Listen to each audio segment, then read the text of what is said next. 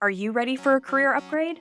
One where you are valued and respected for your expertise, where you get to use your strengths every day, where you're doing work that matters, where you have healthy boundaries, and where you're paid really freaking well.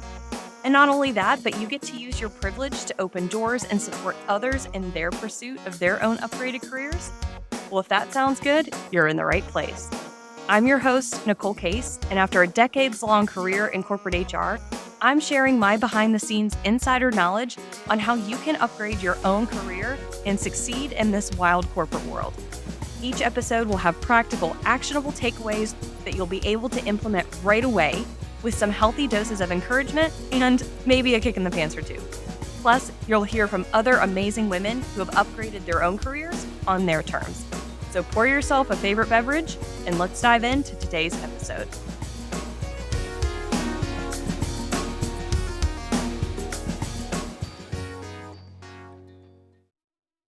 I'm so excited for you to hear this super fun and informative conversation with my friend, Joanna Lovering. Today, we're talking about fashion, what to wear to work, and just the formulas around pulling together those amazing outfits that you can wear to work and in certain situations where you can truly just feel confident and in your power. So let me tell you just a little about Joanna. So Joanna is a leadership and presence consultant who helps companies engage, develop, and retain their pipeline of female leaders. She believes that when companies invest in and promote women, they can achieve unrivaled results. Her expertise is implementing and facilitating programs that teach women the leadership skills that other people think are unteachable, like presence, confidence, and self-advocacy. With an MA in organizational psychology from Columbia University and 15 years of leadership development experience at companies like JetBlue, Microsoft, L'Oreal, Tiffany, Red Bull, Lululemon, Daily Burn, all these amazing companies, Joanna has worked extensively in both corporate and startup settings, leading teams as large as 85. She's proud to be a champion for women leaders and to partner with companies from all sectors who believe in the necessity of female leadership as passionately as she does. Joanne's writings and insights on leadership, presence, and style have been featured in the Wall Street Journal, Real Simple, Fast Company, Her Money, the HuffPost, The Muse, Glassdoor, Fairy God Boss, The Ladders, and more. Let's dive into today's episode. I'm so excited for you all to hear it. Let's go. Welcome back to the Upgraded Leader Podcast. I am your host, Nicole Case, and today I am joined by my friend, Joanna Lovering, who is the founder of Copper and Rise and is an executive presence consultant and organizational psychologist. Super fun and fancy. Joanna, I'm so excited that you're here. I'm so excited that Let's do this. Let's do this. I'm so excited for this topic. I really, really am, because today we are talking about fashion at work and excited about it. And let me tell you, I've always been into fashion, into clothes, into beauty. I appreciate it as an art form and as a craft, but I feel like it gets a bad rap. Like, we're told that clothes and doing ourselves up and how we do our hair, like all of that stuff is just, it's vain, it's frivolous. We shouldn't care about any of that. We have other things that we need to worry about, particularly, I think, as women. This is like weaponized against us as women in particular. And that's a whole big, deep topic. We don't really have time for today, frankly. That's a podcast episode of That's a whole other podcast episode. Yeah. But where I really want to go today, and why I reached out to you specifically to have this conversation, is because I do believe what we wear at work makes a difference. It matters. The reality is that, like, we would love to be able to say that it doesn't matter, but the reality is it does. So that's the truth. Yeah. Yeah. So let's just first, I want to ask you about like your career journey, kind of how you got to this place. How are you an executive presence consultant and you've got a styling thing that you got going on? Yeah. And look, always tell me about your whole career. And then we're going to dive into this really fun topic of just fashion at work. Sure. Well, again, and listeners, like, how great is Nicole's podcast? I love listening to her. Every time I hear her voice, I feel so energized. So I am really, really excited to be here. The quick rundown of my career is that it's a really winding road. I will just say from the time I knew that I wanted to influence people and help people reach their potential, I was in graduate school for organizational psychology. That is not, by the way, the psychology of organizing spaces. People are like, well, you're a closet organizer. And I'm like, what? I do that, but that's not what my master's degree from Columbia is in. In fact, organizational psychology is basically the psychology of workplaces. And I specialized in leadership, group dynamics, and coaching.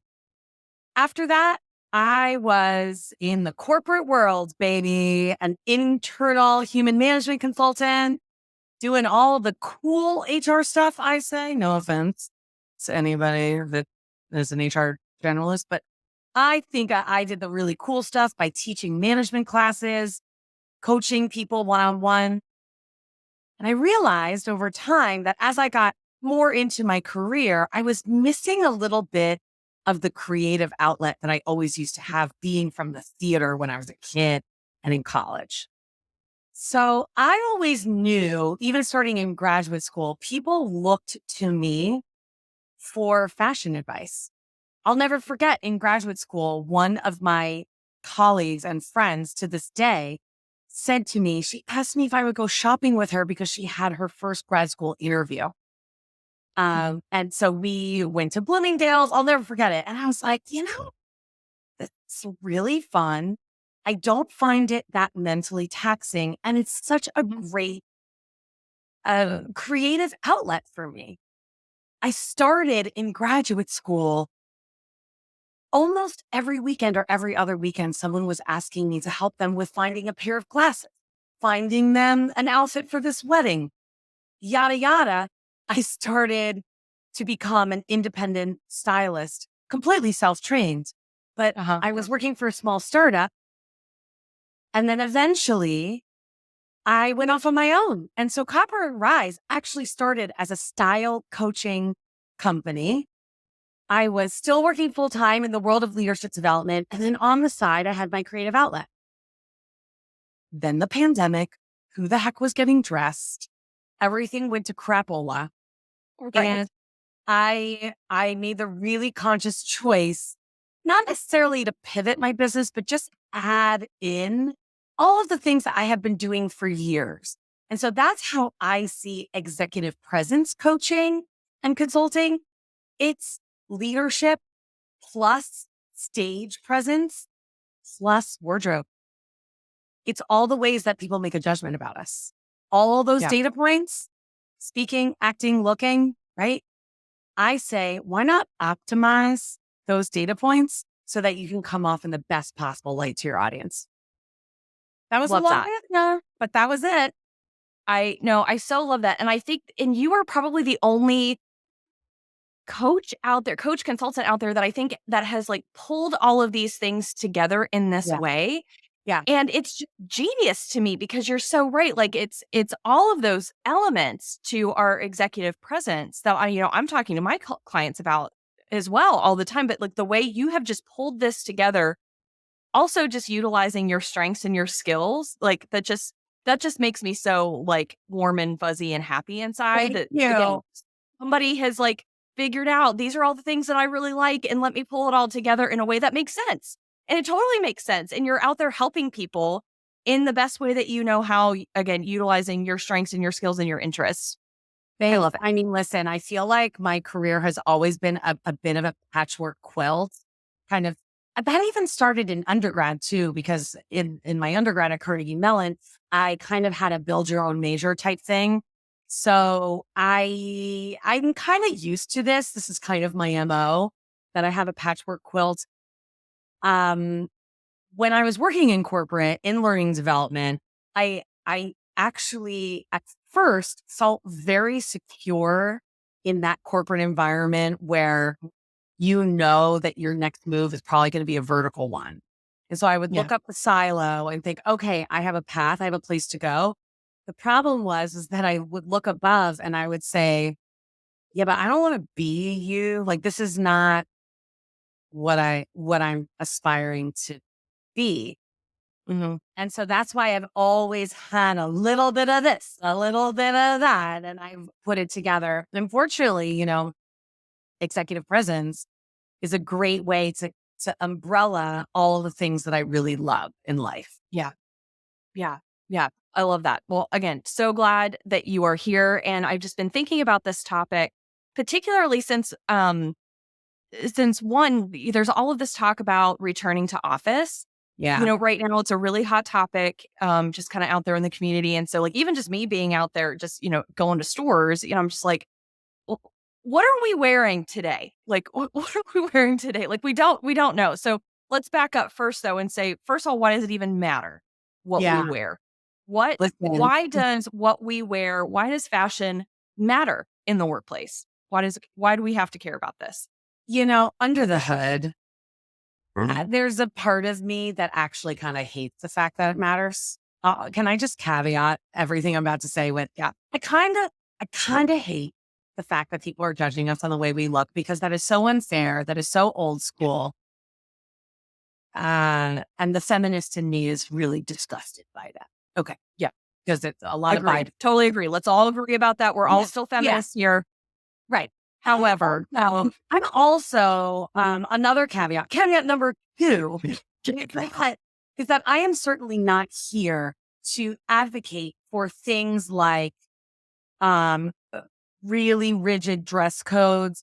I'm not here for the old school measurements and size categorizations for flight attendants, or women of color having to straighten their hair. They can't have natural hair. I am so not here for advocating for patriarchal rules within the workplace that I would say rule over women.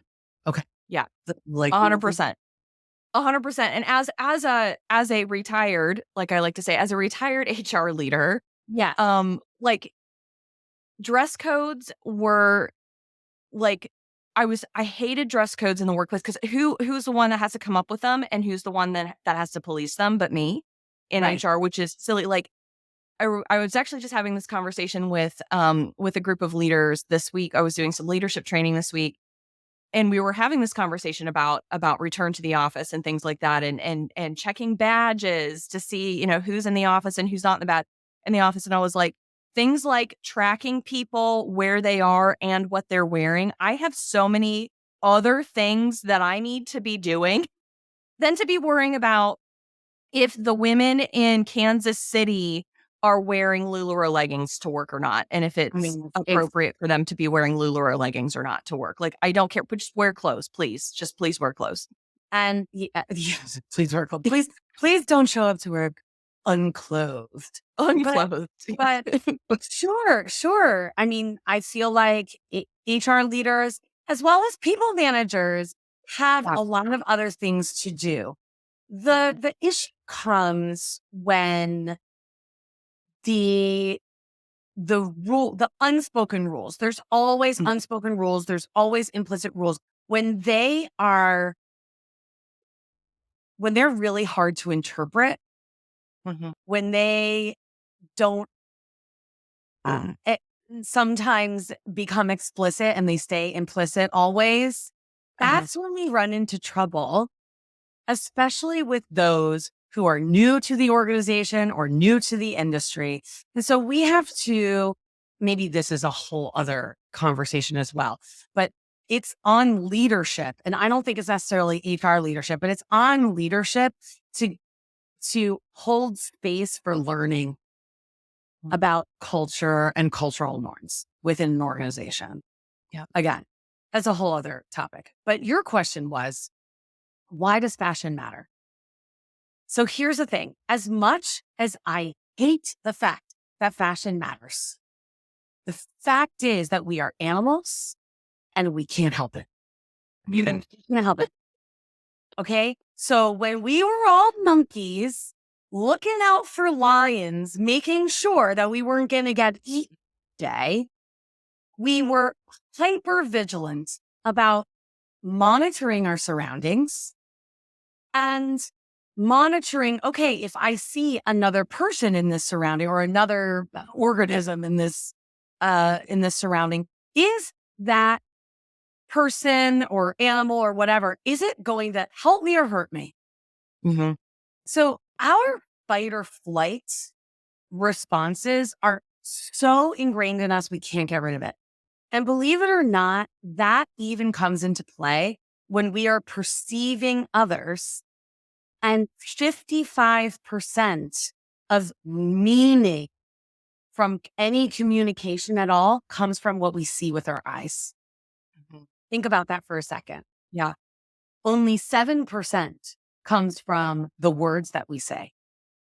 Wow. 38% comes from the way we sound when we say those words, pitch, volume, etc. But 55% comes from the way I literally see you.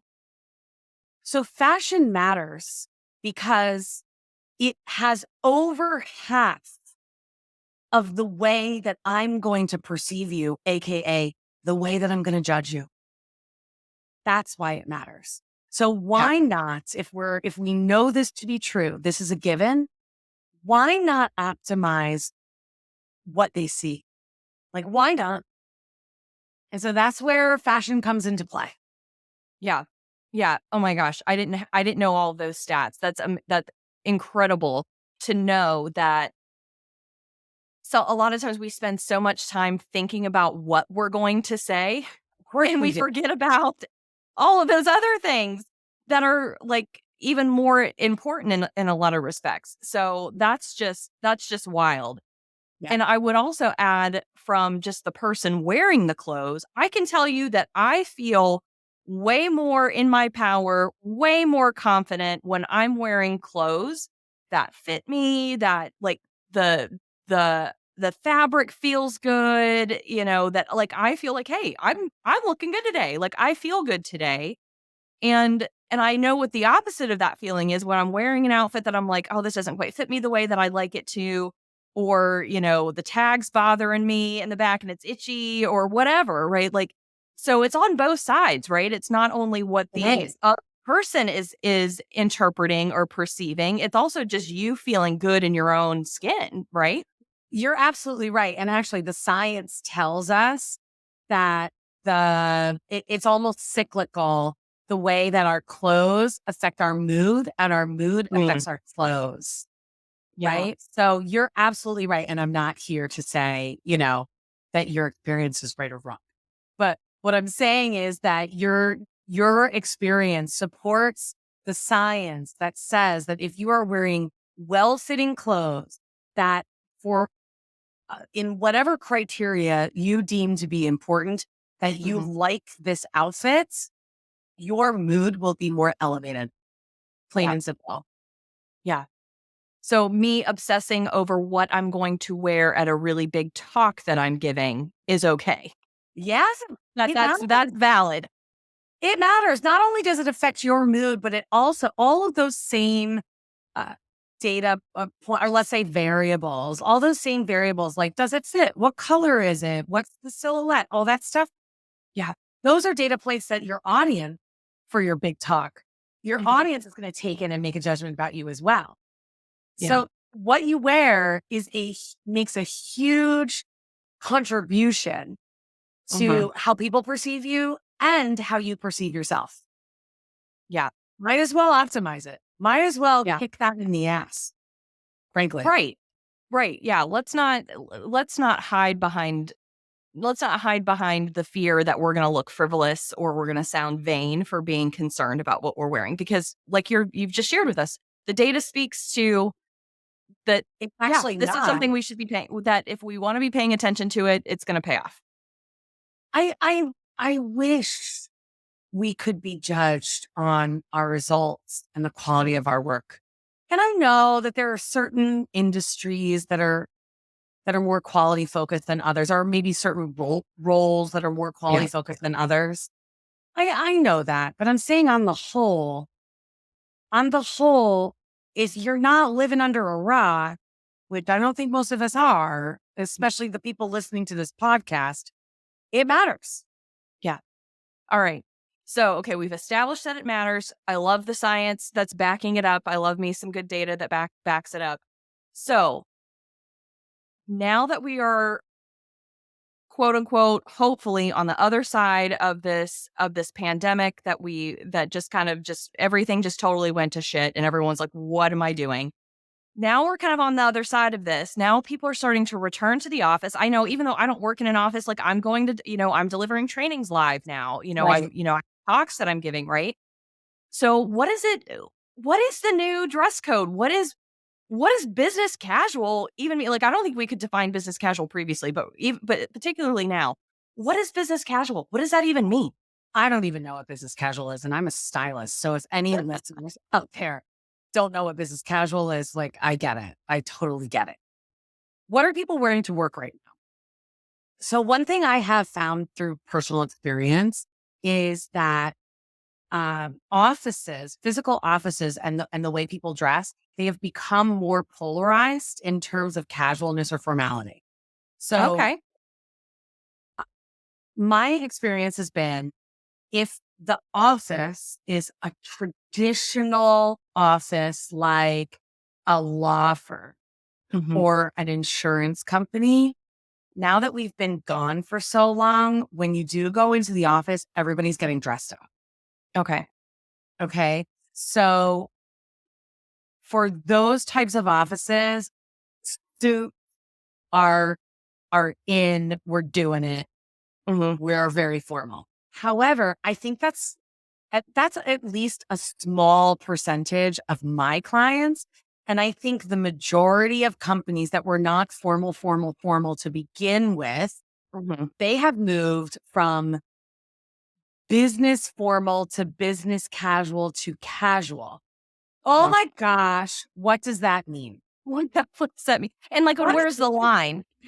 Right. Where is the line? So here's the Yeah. deal, is that while it's hard for me to sit here and say, you all should wear jeans or not wear jeans and make these really broad brushstrokes that might not apply to you, I will say that no matter what the dress code, there is a formula Mm. for putting together, quote, put together outfits. And I made this up because every single one of my styling clients comes to me and they say, I'll ask the question, how do you want people to perceive you? And they say, put together. Yeah. I'm like, all right, well, how do we operationalize that? How do we define that? Without saying wear red, not green, right? Right. Because I'm not here to do that. So the way that I say, all right, we need to have put together outfits, it's actually just two variables. The first variable is you need to be intentional about the context that you're going to be in that day. Hmm. So you need to match the context. If you are going to be in a client facing meeting where you need to make a good impression, you're going to up the formality. I mean, listen, this is not rocket science. We all know this, but you just don't want to be dissonant in terms of your context. That's the first Hmm. piece. The second piece is the rule of three. This is it. If you walk, my friends who are listening, if you walk away with anything from this podcast episode, it's the rule of three. The rule of three is this, and this is a guideline. This is not a rule, and it can be bent. Okay. But here it is. The rule of three is you need to wear three significant items on your body, not including shoes. Think about Okay. that. Okay. Three significant items on your body, not including shoes. So that means a top, a bottom, and something else that brings it together. Now, once we start wearing dresses, it gets a little wonky there. But this is all right, fine. But this is a way for all of us to remember that we need this extra thing, whatever it is. It could be a necklace, it could be a blazer, it could be a pair of really significant glasses like what I'm wearing. But we need a third thing, signals to the other people that see us that day that we actually put some thought into this. Mhm. And the thought is operationalized by that third thing. Now, here's the thing too, is that there could be four things. There could be five things. I'd say once we get to like six or seven, slow your roll, chill out. Okay. Because you might want to wear a necklace and a cuff bracelet and a hair. Okay, cool. So it's really the rule of at least three. It's just to avoid the two that everybody does, which is I'm going to put on a pair of black slacks and I'm going to put on a blouse and I'm going to go to the office. Nope. We need a third significant thing that everybody can see that pulls it all together. Enter Big Lebowski reference. Really tied the room together. All right, sorry, I can't help. Thank you for that. And that makes a lot of sense because I was actually kind of observing something similar to that the other day that I noticed a woman. I was looking at the grocery store or something like that, and she was clearly coming from the office. She had on a pair of black slacks and a nice patterned blouse. And I was like, that's beautiful. But there was a part of me that was like, yeah, like finish that thought. Like there was like something missing there. And I am known, I don't have one on today, but I am known out in the wild. I'm the blazer queen. Yes, I know that. I am the blazer queen. And so my uniform has kind of fallen into that rule of three, just kind of naturally. For me now on the other side of this thing, it's a pair of jeans, it's like a tank, and then a blazer. Right there. Congratulations. Easy peasy. I don't have to think through it. I don't have to think about it. And I love, thank you for giving us these guidelines. This is helpful for me. And I'm sure a lot of other people listening, because like I got a lot that I'm thinking about, and I love fashion, and I love spending time on it and shopping and all of that stuff. But I also like in my day to day, like I got a lot of things I'm thinking about. Make it simple for me. Make it simple. And then I can just like pick and go. I love that. There it is. Now, what that rule is not helping you with is, well, what are the three things that actually go together? Right? Yeah. So if you have those questions, contact me at blackberryriot.com. But just as an overall guideline, and granted, things change a little bit when you're wearing a dress. Things might change if it's really, really hot. Mm-hmm. You might not want to wear a blazer, but just as a general rule, if we want to be perceived as people who are intentional, who are present, and who are put together, it's the rule of three all the way. Yeah. I love that. So, okay. So that is seeing people out in the wild, seeing people out in person. But we're also still doing Zooms, right? Like we're not full on back in the office 5 days a week, right? We're still doing Zooms. And let's be clear, we were doing Zooms prior to COVID too, right? Let's be clear about that, because I know in my whole career, like I worked for larger organizations, or at least global companies, where not everybody sat in the same building beside each other. I was constantly on the phone with people who didn't sit beside me. So we're still going to have Zoom calls. So so how does this either change or not change when it comes to still being on some virtual calls? It really doesn't change. So that's a great thing. The only thing that's going to change is what are the three things that you're going to put on. I'm going to go ahead and assume that at this point, we're wearing pants on Zooms, right? Or we're wearing something on the bottom. I realized that back in 2020, at the beginning of the pandemic, there were all these like funny stories about that. But I'm going to assume that there's a bottom. Then there's got to be a top. And then what I'm saying is that for the most part, along with that top, there's got to be one other thing that people can see in the tiny circle or rectangle that's on the video screen. Okay. So whether that's these glasses, and by the way, I have these glasses in lots of different colors so they can be more significant or less. It can be a necklace. It can be a headband. There's lots of different ways to do it. But for the most part, it really doesn't change if we go from in-person to virtual. Got it. Awesome. I love that. I've been finding, I kind of gravitate towards, I actually, similar thing. I mean, I'm not wearing jeans right now. I'm wearing leggings. I mean, let's be clear. Sure.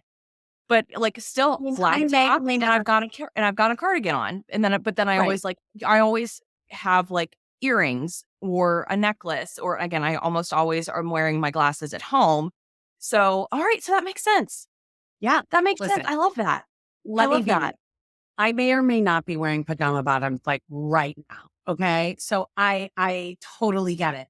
But the fact is that whatever other people can see on camera, I'm going to optimize that. Yeah. And then it's kind of like whatever people can't see on camera, I'm going to optimize that for me. And that includes not wearing jeans when I'm sitting down all day. I'm going to optimize that for me. Yeah. I love that. I love that. So, all right, we've talked about a lot so far today. So, is there like any other last minute top tip about pulling together an outfit or anything else like that you just want to share with everyone before we go? Yes. One thing that I think is really surprising to a lot of people is what color should I wear, Joanna? Should I go do a color analysis? Mm-hmm. I'm in autumn. Are you in autumn? And I have had quite a few people come to me and say, do you do color analysis? And I'm like, no, I no offense to other people and other listeners that do color analyses, but for me, it's a little old school. However, I do know that at least on camera, as well as in person, there are certain colors that work and don't work. So let me just get out your notebooks, folks. Here are some bullet points. Ready? Go. Number 1, let's talk about virtual meetings. If you really want to come off with poise and presence, you're not going to like this. You're not going to like this at all. I know what you're going to say. What I'm going to say is black, navy blue, dark purple, gray. These dark gray, these are colors. Remember, you're on camera, right? So these dark colors are a lack of light. They're a lack of light. And so God forbid, you have dark hair like you, and then you're wearing something with a lack of light. It's like all I see is the whiteness of your skin. Like all I see is this, right? Like this, I don't know, like a bobbing head on a black blob or something. So I'd be really careful about that. Number 2 is that highly saturated reds and oranges. So bright reds and oranges do not make a camera happy. There's a technology reason behind it that I certainly cannot explain. But anytime we're wearing bright reds and bright oranges, the camera goes a little haywire and it starts to distort. Now, in person, though, there's been a lot of study about how colors affect audiences. Red is the color in person that affects audiences the most in terms of how much they trust you, how creative they perceive you to be, and how powerful they perceive you to be. So red, yes, red. Is there an opposite color to that? No, I don't know what it is. So on camera, my recommendation for what people should wear is solid colors that kind of fall away, that don't really make a huge pop, because believe it or not, I want you to pop, not what you're wearing. So I recommend things like taupe, light blue, lavender, a mint green, something like that. That's kind of an earth tone. Okay. But then if you're meeting in person, I would go the opposite way and choose more saturated colors, especially red. Got it. Okay. Notice I never said black. You did not say black. Sorry. And that's why I was like, oh my God, she's going to take my black away from me right now. Never. Listen, half of Lake Closet is black. I live in New York City.